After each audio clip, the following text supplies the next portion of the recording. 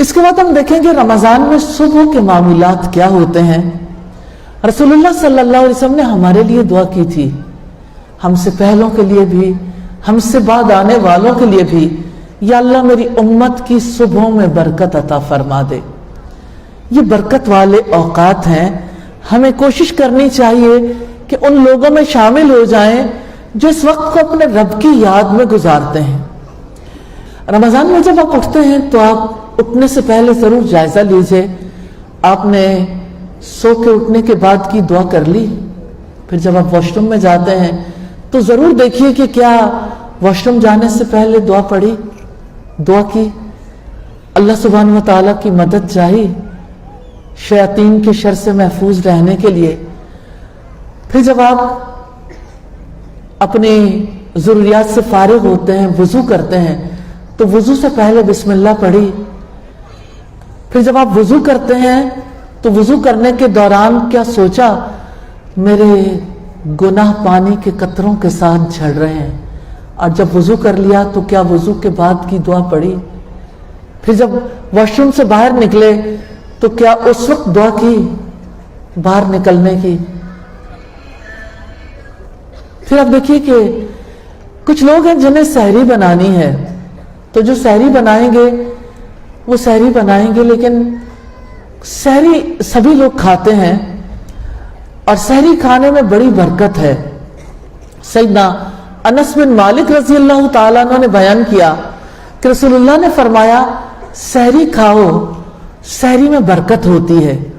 نبی صلی اللہ علیہ وسلم نے فرمایا یہ برکت ہے جو اللہ سبحانہ و تعالیٰ نے تمہیں دی ہے، آپ اسے مت چھوڑو۔ کتنے ہی لوگ ہیں جو ساری رات جاگتے رہتے ہیں اور سحری کے وقت پہ یعنی کھائے بغیر سو جاتے ہیں، رات بھر کھاتے رہتے ہیں، لیکن سحری کے وقت کھانا وہ اپنے لیے ضروری خیال نہیں کرتے کہ ہم نے رات کا کھایا ہوا ہے، رات لیٹ کھایا تھا۔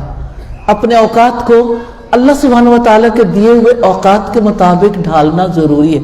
یہ ہماری صحت کے لیے بھی ضروری ہے اور سنت کو فالو کرنے کے لیے بھی ضروری ہے۔ آپ کی روحانی ترقی بھی اسی سے ہوگی، آپ کے اوقات بھی اسی سے درست ہوں گے، ان کی تنظیم بھی اسی طرح سے ہوگی، اور انشاءاللہ تعالی اسی کے توسط سے آپ کے خاندانی تعلقات بھی مضبوط ہوں گے، اور اسی کے توسط سے انشاءاللہ معاشرے کی اصلاح بھی ہوگی۔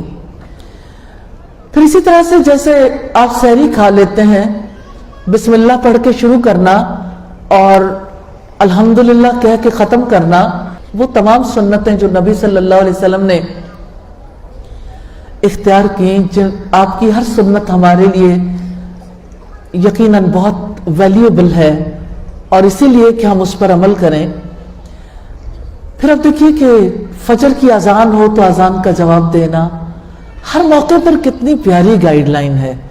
اور پھر فجر کی سنتوں کو ادا کرنا، فجر سے پہلے کی 2 سنتوں کے بارے میں نبی صلی اللہ علیہ وسلم نے ارشاد فرمایا فجر کی 2 رکعتیں دنیا سے اور جو کچھ دنیا میں ہے ان سب سے بہتر ہے۔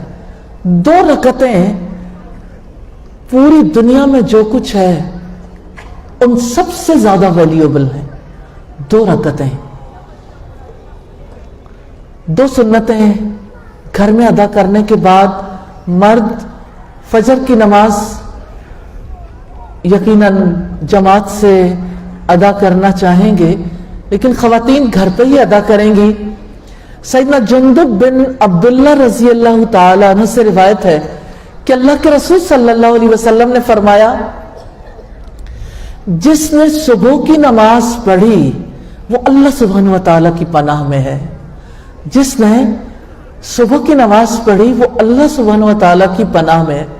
سو اللہ تعالیٰ اپنی پناہ کا حق جس سے طلب کرے گا اس کو نہ چھوڑے گا اور اس کو جہنم میں ڈال دے گا۔ یعنی جس نے اللہ سبحانہ و تعالیٰ سے پناہ نہیں مانگی، نماز ادا نہیں کی، اللہ سبحانہ و تعالیٰ نے اس کے بارے میں فرمایا کہ میں اسے جہنم میں ڈال دوں گا۔ نماز فجر کے بعد طلوع آفتاب تک ذکر کرنا بڑا افضل عمل ہے۔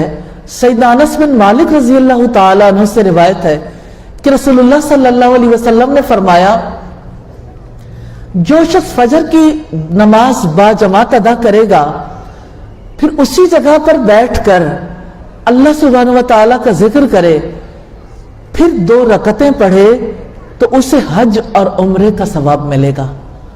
रसूलुल्लाह सल्लल्लाहु अलैहि वसल्लम ने फरमाया, मुकम्मल मुकम्मल मुकम्मल, यानी पूरा पूरा सवाब मिलेगा हज का और उम्रे का।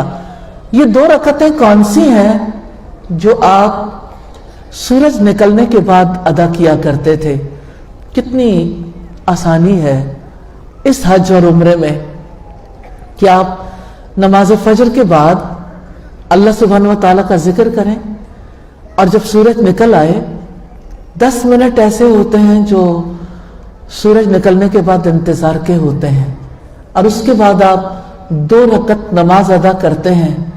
ये 2 रकतें और ये जिक्र और फजर की नमाज के बाद का ये अमल इतना बड़ा है कि नबी सल्लल्लाहु अलैहि वसल्लम ने फरमाया, मुकम्मल हज और उम्रे का सवाब मिलेगा। क्या आप इस रूटीन को अपनाना चाहेंगे? इंशाअल्लाह। और आजकल आप यकीनन इस रूटीन पर अमल कर रहे होंगे, अल्हम्दुलिल्लाह।